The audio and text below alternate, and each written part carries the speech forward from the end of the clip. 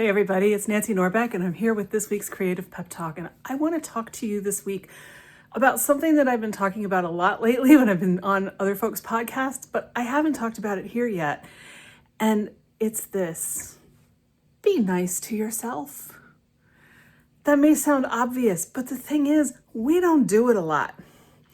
We are living in a culture that tells us that we have to do more and be more and expect more from ourselves all the time, as if we are just here as batteries that need to give until we are absolutely drained dry.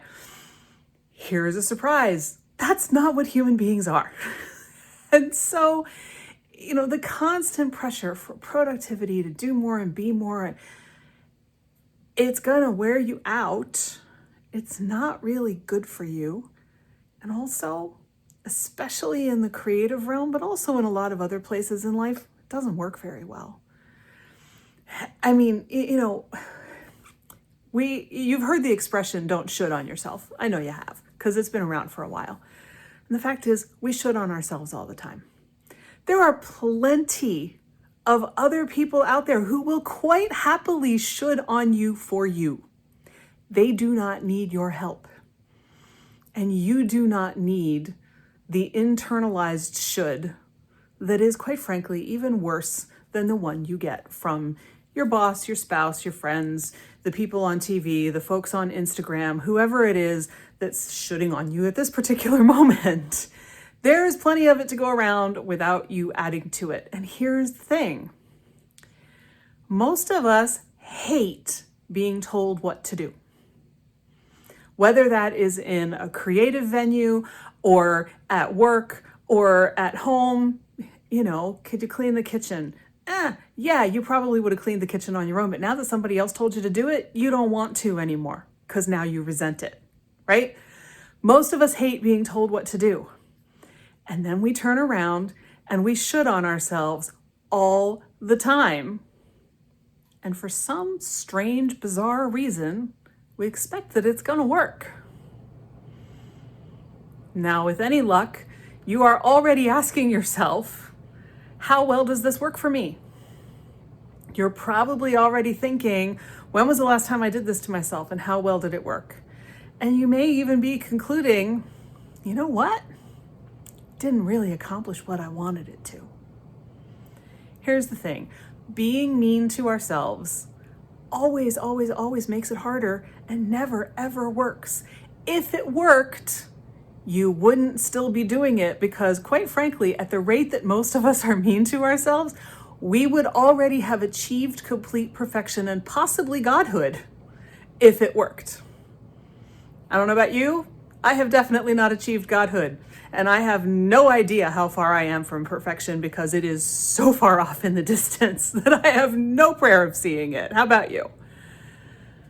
What does work better is being nice to ourselves, right? If you think about it, if you're trying to get a kid to clean their room, yelling at them is not the best choice, right?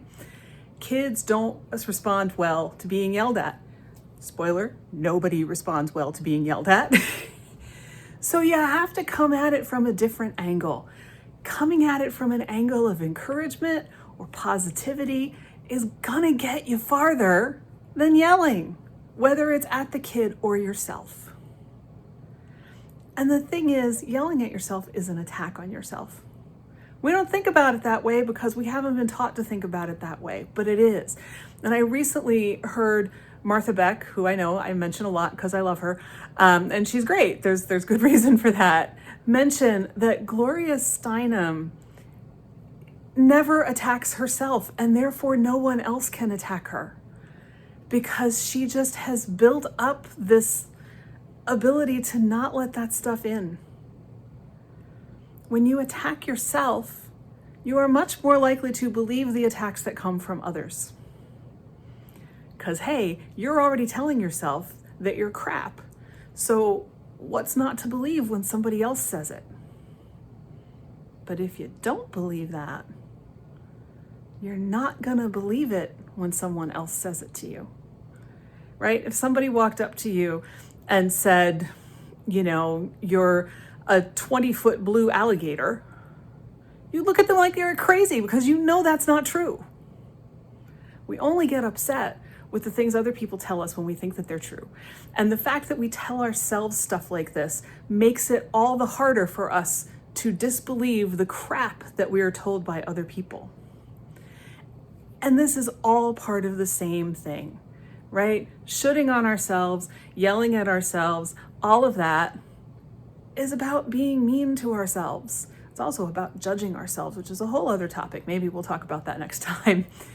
But if you can do this one thing, and it's not easy because it's so ingrained, it's not something wrong with you, it's the programming that you have to unprogram, and that always takes some time. But if you can start by noticing when you're being mean to yourself, when you're shooting on yourself, when you're yelling at yourself, and saying, look at that, I did it again. You don't have to do anything about it right away, you just have to notice it. And then when you notice it often enough, you can say, you know what, I want to do something different. If you're really good, you might be able to do those two things at the same time, but most of us are not at that level of superhuman. So do not use that as an excuse to beat up on yourself. But look, the easiest way to encourage yourself to do better is to be encouraging, not to be discouraging, not to be mean to yourself. Stop attacking yourself so that other people's attacks on you have less power. It sounds simple, I know it's not, but it can be done. Even if you just manage 5% more awareness than you had yesterday, that is a massive, massive improvement. And it will make such a huge, huge difference in your life. And believe me, this is something that I still work on. So, it's a process for all of us. It takes time. We may never, ever get to the end. We may never get to be where Gloria Steinem is, but we might. And the only way to find out is to try and to keep trying. So that is my suggestion to you for this week. Just notice where you're being mean to yourself, where you're being really hard on yourself.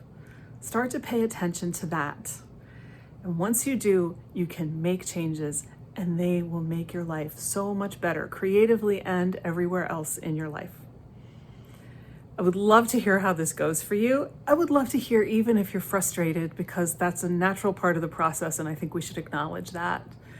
So drop me a note on any of my socials or on my website. I would love to hear from you. And with that, I'll see you next time.